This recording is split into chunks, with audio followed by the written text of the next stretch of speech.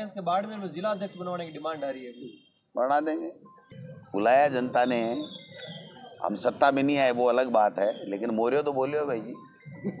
कि श्री करणपुर विधानसभा क्षेत्र के जो चुनाव थे उसमें वहाँ की जनता ने, वहाँ के आदरणीय मतदाताओं ने जब स्वर्गीय सरदार गुरमीत सिंह जी कुन्नर साहब ने पर्चा भरा था तभी उन्होंने मन बना लिया था कि हमको स्वर्गीय जो गुरमीत सिंह जी कुन्नर साहब हैं, वो पहले जब फार्म भरा था तो उन्होंने उनको मन बना लिया था कि उन्होंने बहुत अच्छे से सेवा की है जनता की, और परिवार के रूप में एक साथ सबको लेकर के चले हैं, अच्छे विकास किए हैं, युवाओं के लिए खेल मैदान बनाए हैं, किसानों की समस्याओं का समाधान करा है। उनको पूरी तरीके से जिताने का उनका मन था, लेकिन भाग्य को कोई रोक नहीं सकता है, वो बीच में हमारे नहीं रहे। फिर पार्टी ने जो हमारे उनके सुपुत्र रूपेंद्र सिंह कुन्नर जो हमारे बीच में हैं, आज विधायक बनकर के आए हैं, उनको पार्टी ने प्रत्याशी बनाया। लोगों ने वहाँ से रूपेंद्र कुन्नर को विधायक बनाने के साथ में काम शुरू किया, लेकिन भारतीय जनता पार्टी ने जो उसकी हमेशा नीति रहती है, संविधान की धज्जियाँ उड़ाना, लोगों को गुमराह करना, गलत तरीके से उनको लुभाने का प्रयास करना, उसके तहत सुरेंद्र पाल टीटी जी को चलते चुनाव में आदर्श आचार संहिता का उल्लंघन करके उन्होंने मंत्री बनाया। लेकिन जनता ने वहाँ पर कांग्रेस प्रत्याशी रूपेंद्र कुन्नर को विधायक बना करके भेजा है। एक सबक है भारतीय जनता पार्टी के लिए कि आप बाबा साहब के संविधान को नहीं मानते हो, आप संवैधानिक संस्थाओं के नियमों को नहीं मानते हो, उनकी धज्जियां उड़ाते हो। आप मंत्री बना सकते हो लेकिन आप विधायक नहीं बना सकते। विधायक श्री करणपुर की जनता रूपेंद्र कुन्नर को बनाएगी और उन्होंने 11,000 से अधिक मतों से वहां से विधायक बना के भेजा है। आज 1 महीने से ज़्यादा हो गया, 1.25 महीना हो गया, भारतीय जनता पार्टी की राजस्थान की सरकार ने कोई काम नहीं किया। केवल और केवल हमारी योजनाओं को के नाम बदलना, हमारी योजनाओं को कमजोर करना, जो रोजगार हमारी कांग्रेस की सरकार ने दिया था उनको बेरोजगार करना, झूठे वादे करना, लोगों में धार्मिक उन्माद फैला करके और वोटों की फसल काटना, ये सब प्रयास किए, लेकिन वहाँ पर प्रयास कामयाब नहीं हुए। जनता ने इनको आईना दिखा दिया कि हमसे गलती हो गई, हमसे गलती हो गई दिसंबर में कि हमने आपको जनादेश दे दिया, आप तो जनता के निर्णय के मुताबिक नहीं चल रहे हो, आप तो जो दिल्ली से पर्ची आती है उसके हिसाब से चलते हो। तो इस पर्ची सरकार को नकारने का काम इतनी जल्दी इस राजस्थान की जनता ने, श्री करणपुर की जनता ने किया है। ये इनके लिए सबक है। आगे से जनता के मुद्दों पे काम करें, जनता के जो भावनाएं हैं उनके अनुरूप काम करें, यही हम इनसे आशा और अपेक्षा करते हैं। क्योंकि देखिए 5 साल के लिए सरकार भारतीय जनता पार्टी को दी है और श्री भजन लाल जी शर्मा मुख्यमंत्री बने हैं, अब तो मंत्री भी बन गए, देरी से सही, विभाग भी आवंटित हो गए। आज भी उनकी जो भाव भाषा है वो जनता के काम करने की नहीं है, उनकी भाव भाषा धमकाने की है। हम ये कर देंगे, हम इसको वो कर देंगे, हम ये जांचें करा देंगे। आपको मना कौन कर रहा है? आपको रोजाना चिल्लाने की आवश्यकता क्यों पड़ रही है? आपने जिस प्रकार से गलत वातावरण बनाया, गलत आरोप लगा लगा के आपने जिस प्रकार से माहौल खराब करके राजस्थान के वोट बटोर लिए, अब दोबारा लोकसभा में भी क्या है वही काम करना चाह रहे हो आप? आपको सरकार दी है, आपके पास में सारे अधिकार हैं, आपको जिसकी मर्जी है जिसकी जांच कराओ, जो गलत लग रहा है उसकी जांच कराओ। अगर कोई दोषी है तो अपराधी है तो उसको जेल के सलाखों में भेजो, कौन मना कर रहा है? लेकिन आप तो बातें बातें कर रहे हो। आपने सुना कि हर दिन ये कह रहे थे, ये देखिए बलात्कार हो गया, ये देखिए हत्या हो गई, ये हो गया, अपराध बढ़ गए। आज पेपर पढ़ा आपने? राजस्थान की एक बच्ची के साथ में किस प्रकार का घिनौने कृत्य किया, बस में एक हमारी बहन की इज्जत लूटने का काम किया। आज नहीं, मैं रोजाना 1 महीने की बात बता रहा हूं, सैकड़ों ऐसी घटनाएं हो गई। कोई है भारतीय जनता पार्टी के किसी नेता, मंत्री, मुख्यमंत्री के पास में या संगठन के पदाधिकारी के पास में कोई जवाब है? एक मंत्री हैं हमारे, जनजाति मंत्री बने हैं, क्या बयान दिया उन्होंने? अब जो भी दिया, आप बताओ, क्या वो बयान देना चाहिए उनको? क्या 2-3 एमएलए जिन्होंने शाहपुरा से विधायक हैं, क्या उनको ये भाषा बोलनी चाहिए? क्या जो हमारे साहड़ा के विधायक हैं उनको वो भाषा बोलनी चाहिए?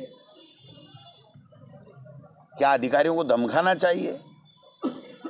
उनको चेतावनी देनी चाहिए? अरे भाई, एक पहिए के 2 सिक्के, 2 पहिए हैं एक गाड़ी के, ब्यूरोक्रेसी और न्याय कार्यपालिका और प्रशासनिक ढांचा और जनप्रतिनिधि।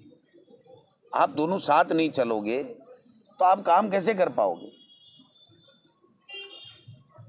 तो कहने का मतलब यही है कि इन लोगों के जो घमंड है, जो अहंकार है, वो 7वें आसमान पे है।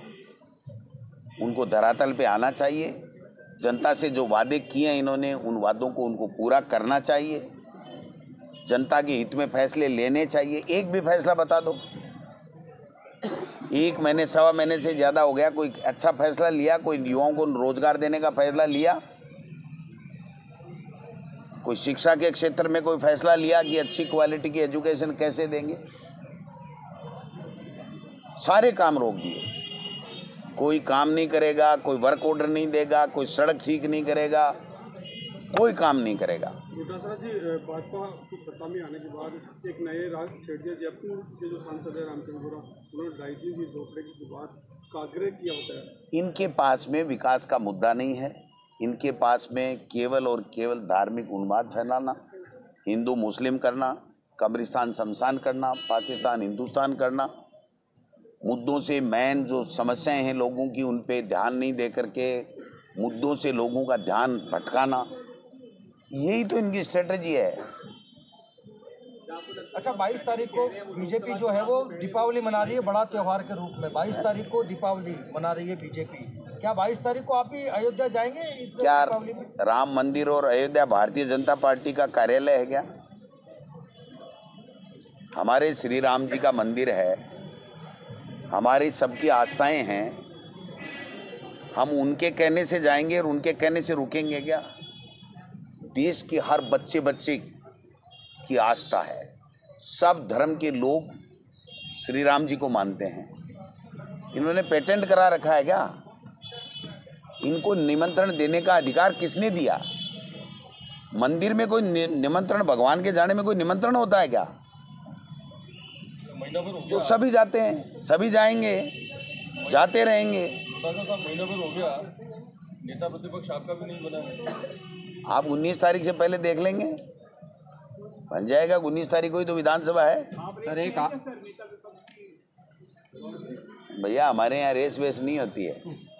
हमारे यहाँ जो पार्टी आला कमान सबकी राय लेकर के फैसला करती है, वो फैसला हम लोग मानते हैं। एक आरएस अभ्यर्थी भी धरने पर बैठे हैं कड़ाके की ठंड में। सर झोपड़े की ज्ञान व्यापी की तरह जांच करवाएंगे। तो पहले वसुंधरा जी करा लेती, आपकी ज्ञान अब आया है क्या? सर आरएस अभ्यर्थी ये धरने पर बैठे आप हैं। क्या बात कर रहे हो? इनके पास कोई मुद्दे नहीं है भाई साहब। जनता के जो समस्याएं हैं उनके समाधान का कोई विजन नहीं है। कोई बात नहीं करेंगे। ये जो काम की बात होगी, ये केवल ध्यान भटकाने की, धार्मिक उन्माद फैलाने की, जातिगत दुर्भावना फैलाने की बात करके और झूठी बातें करके और अपनी राजनीतिक रोटियां सेकने का कुप्रयास करेंगे, जिसमें ये अब कामयाब नहीं होंगे। डोटासरा जी, अभी यूथ कांग्रेस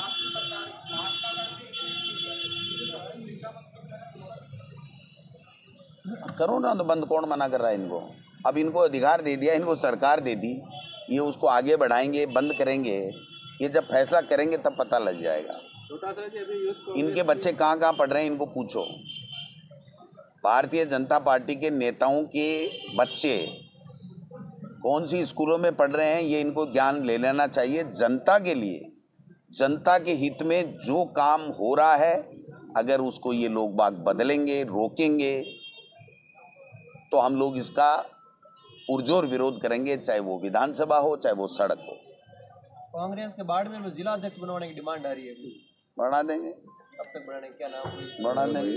बता दें कि यूथ कांग्रेस की मीटिंग में आपने भाषण में एक शब्द फिर रिपीट किया है कि लोकसभा में भी मौर्य बुला देंगे। हाँ, जैसे राठौर साहब को बुलाया था, मौर्य बुलाने क्या था? हम नहीं, जनता बुला देगी। बुलाया जनता ने, हम सत्ता में नहीं आए वो अलग बात है, लेकिन मौर्य तो बोले हो भाई जी, तो मौर्य और बोला को। तो जनता जनार्दन है भाई साहब, जनता के हाथ में वो पावर है, वो जनप्रतिनिधि बनाती है, वो सरकारें बनाती है।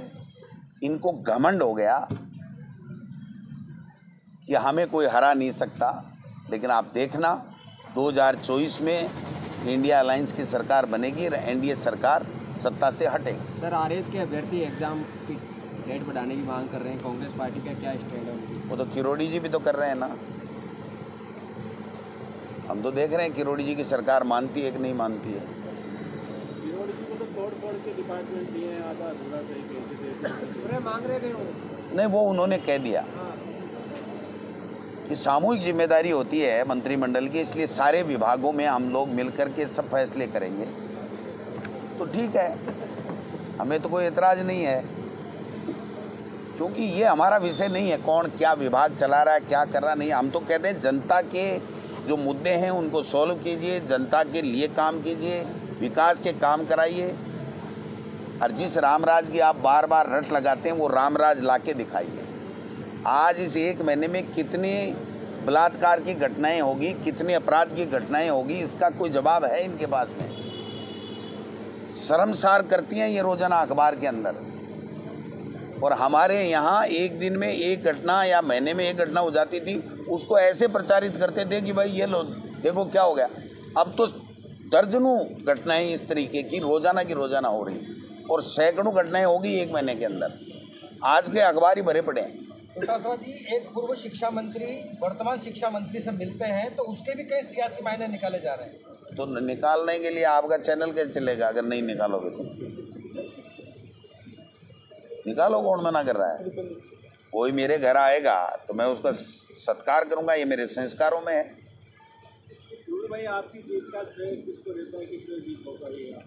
इसका श्रेय मैं जो कर्णपुर के 2,40,000 मतदाता हैं सभी को देना चाहता हूँ, खासतौर पे युवा साथियों को और मातृशक्ति को।